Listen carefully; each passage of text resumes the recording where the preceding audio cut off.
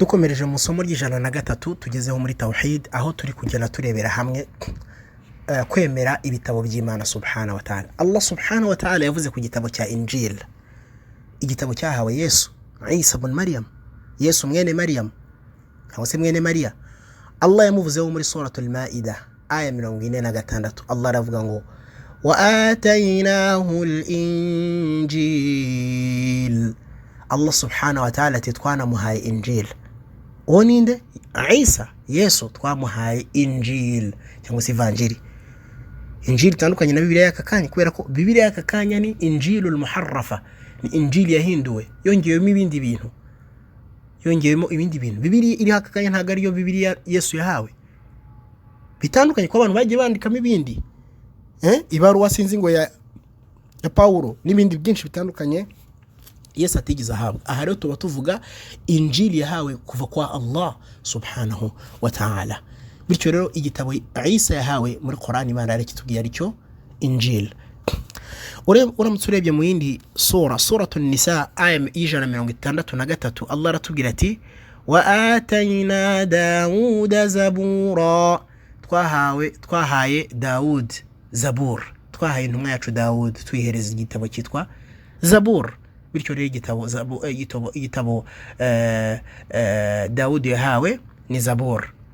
وكذلك وتقدم ذكرها بلفظ التنزيل.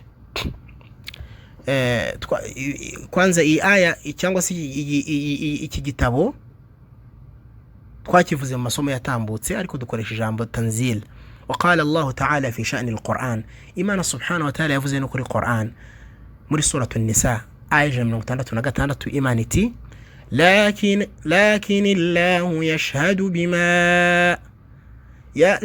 الله يشهد بما أنزل إليك أنزله بعلمه والملائكة يشهدون وكفى بالله شهيدا.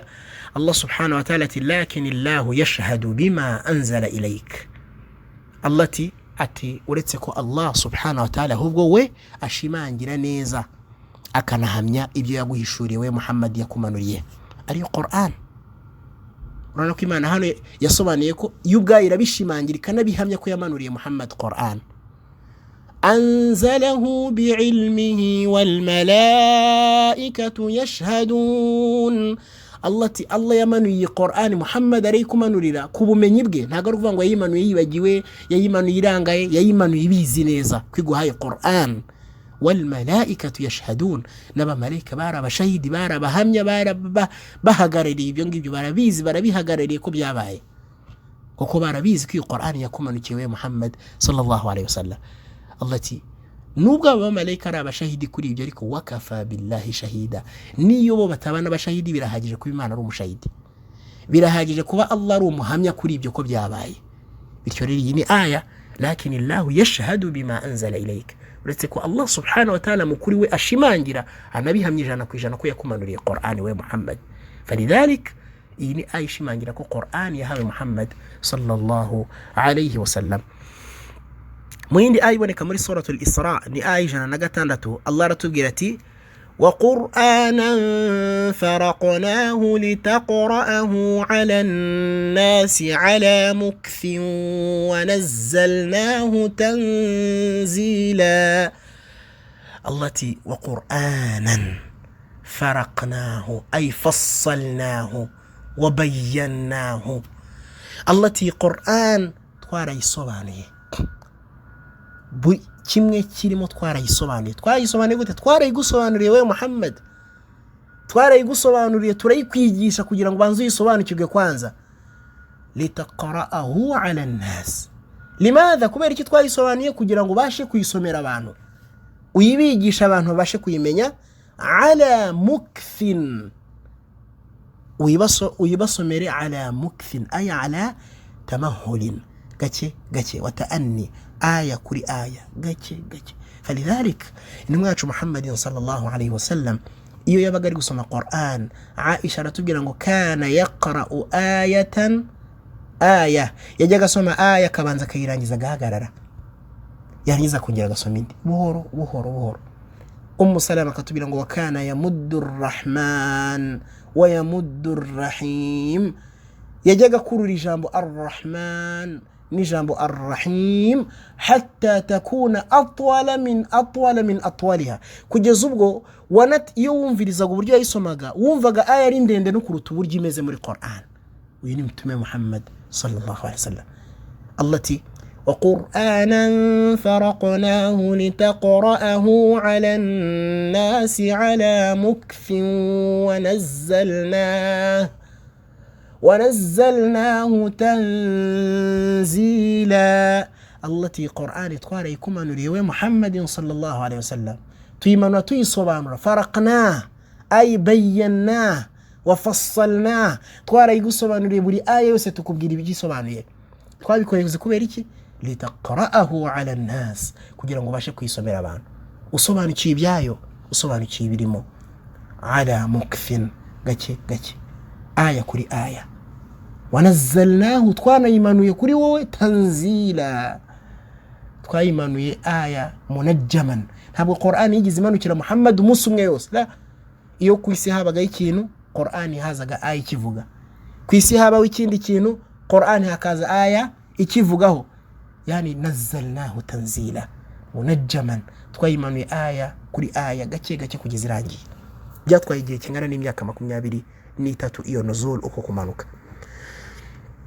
mu yindi aya iboneka muri suratu ash-shu'ara, ikaba ari aya 192 muri iyo sura kugeza kuri 195. Allah aratubwira ati wa innahu latanzilu rabbil alamin نزل به الروح الأمين على قلبك لتكون من المنذرين بلسان عربي مبين. الله رتبقى مريزي آية فقال وإنه لتنزيل من رب العالمين. كان دي قرآن كما نكاكوايو نوكما نكاكوافو يكوا الله أمرزي بيوهو بيوسي الله نيوي منويه ariwe murezi w'ibibaho byose. nazala bihi ar-ruhul amin, ninde wayizanye ayikuye kwa Allah. ar-ruhul amin una undi ni malaika Jibril alayhi salam. ala qalbik, yayimanuye ayizana ku mutima wawe Muhammadin sallallahu alayhi wasallam. litakuna min al-mundhirin, yayikumanuriye kugira ngo ube muri babandi baburirira abantu bakabatinyisha ibihano by'Imana. walidhalik الرسول صلى الله عليه وسلم إنه محمد صلى الله عليه وسلم كان أميا لم يعرف القراءة ولا الكتابة. متمنها قوي رازق وعندك ما كان يعرف القراءة ولا الكتابة، يا رازق وعندك نقصما na hikma bamenye batubwira iri muri ico no kugira ngo abantu batazanabeshya bakavuga ati ariko iyi Qur'an wasanga ari Muhammad wayanditse, kuko ntiyarazi kwandika ntiyarazi no gusoma. nta rwitwaza abantu nibayipinga bazaba pinza Imana, kuko wayihawe ubwe ntiyarazi basi no kwandika no gusoma. yigishijwe na Jibril akajya musubirishamo aya kugeza yifashe mu mutwe. ni nayo mpamvu Allah tubwira ngo ala qalbik, bivuga ngo aya zigume mu mutima wawe uzifate zijye mu gituza cyawe Muhammad sallallahu alayhi wasallam. litakuna min almundhirin, kugira ngo ube muri babandi baburirira ibiremwa bilisanin arabiyyin mubin. iyi Qur'an yamanutse mu rurimi rw'icyarabu Islam, ni Qur'an yamanutse mu rurimi rw'icyarabu. طيب izo aya rero zirashimangira kutwereka Qur'an no kuza kwayo n'ibyayo. وقال تعالى mu yindi aya iboneka muri suratu Fussilat, ni aya 40 kugeza kuri 42. Allah aratubwira ati إن الذين كفروا بالذكر لما جاءهم وإنه لكتاب عزيز. الله سبحانه وتعالى ratubwira kuri babandi bahakanye urwibutso rumaze kubazira kwibihano bibategereje. إن الذين كفروا بالذكر لما جاءهم, kuri babandi bahakanye urwibutso rwa Allah. ni Qur'an imaze kubazira, n'abaharaka kanya bagihakana Qur'an bayisomerwa, ikibategereje ni jahannam, nta kindi. igihe umuntu hakanye Qur'an ibihano bye ni jahannam no guhanishwa umuriro w'Imana. وإنه لكتاب عزيز لا يأتيه الباطل من بين يديه ولا من خلفه تنزيل من حكيم حميد. الله تكاني قرآن ni igitabo cy'icyubahiro cyubahitse gihambaye kidashobora no kwinjirirwa ikinyoma icyo ari cyo cyose. Nuvuga ngo nta kinyoma gishobora kwinjira muri Qur'an, cyaca hehe nibishoboka. Iyi Qur'an yamanutse ivuye kwa Allah, ariwe Hakim, mucamanza kurusha abandi, Hamid, ari ukwiye gushimirwa kurusha abandi.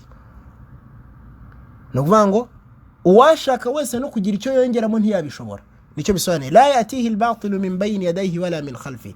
Iyi Qur'an nta kinyoma cyakwinjira, cyaci inyuma cyaci imbere n'icyakwinjira. Bisobanuye iki? Nuwashaka kugira icyo yongeramo ntiyabibasha, kubera ko Imana yamaze gushimangira mu yindi sura, suratul Hijr aya 9, Allah ati inna nahnu nazzalna adh-dhikra wa inna lahu lahafizun. Mukuri nitwe twamanuye urwibutso Qur'an, ni natwe twiyemeje ko tuzarurinda. Bayisilamu, Qur'an irahambaye rero. Aharo turi mu nkingi igendanye no kwemera ibitabo bya Allah subhanahu wa ta'ala. Tubonye ko ibitabo byose Imana itubwira ko ariyo yabimanuye tugomba kubyemera. Mu by'Imana yatubwiye harimo Taurat, Injil, Suhuf, Zabur ndetse na Qur'an. Tugomba kubyemera ko ari ibitabo bya Allah subhanahu wa ta'ala.